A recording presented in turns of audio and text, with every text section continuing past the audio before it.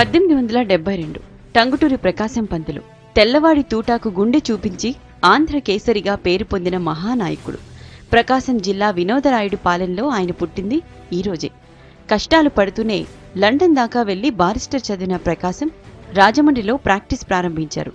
లాయర్గా బాగా సంపాదించినా ప్రజాసేవలో తనకంటూ ఏమీ మిగుల్చుకోని నిజమైన నాయకుడు ప్రకాశం. సైమన్ కమిషన్ చెన్నై వచ్చినప్పుడు బ్రిటిష్ పోలీసు తుపాకీకి గుండె చూపించడం అప్పట్లో పెద్ద సంచలనం. స్వాతంత్ర్యం వచ్చాక 1953లో ఆంధ్ర రాష్ట్రం ఏర్పడినప్పుడు మొదటి ముఖ్యమంత్రిగా బాధ్యతలు చేపట్టారు. తిరుపతిలో వెంకటేశ్వర యూనివర్సిటీ, బెజవాడ ప్రకాశం బ్యారేజీలకు ఆయన హయాంలోనే పునాదులు పడ్డాయి.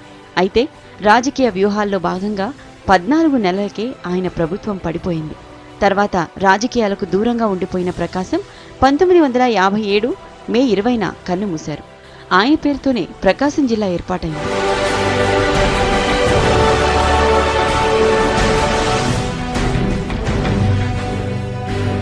1938 టెస్ట్ క్రికెట్ చరిత్రలో మొదటిసారి భారీ రికార్డ్ స్కోర్ నమోదైంది ఈరోజే. ఆస్ట్రేలియాతో జరిగిన మ్యాచ్లో ఇంగ్లాండ్ క్రికెటర్ లెన్ హటన్ అత్యధిక వ్యక్తిగత స్కోర్ నమోదు చేశాడు. తన ఇన్నింగ్స్లో మొత్తం 364 రన్స్ చేశాడు. 20 ఏళ్ల దాకా ఈ రికార్డును ఎవరూ బ్రేక్ చేయలేకపోయారు. యార్క్షైర్ టీంలో ఆడిన హటన్ టెస్ట్ క్రికెట్లో ఇంగ్లాండ్ టీంకు కెప్టెన్గా పనిచేశాడు. 1916 జూన్ 23న పుట్టిన లెన్ హటన్ 1990 సెప్టెంబర్ 6న చనిపోయారు.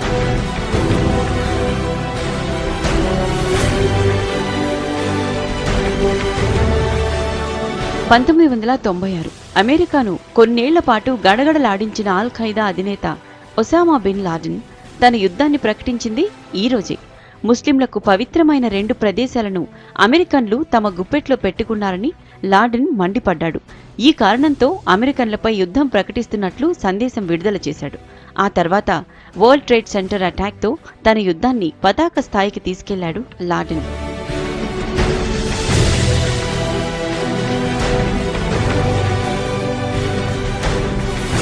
International day for the remembrance of the slave trade and it's abolition.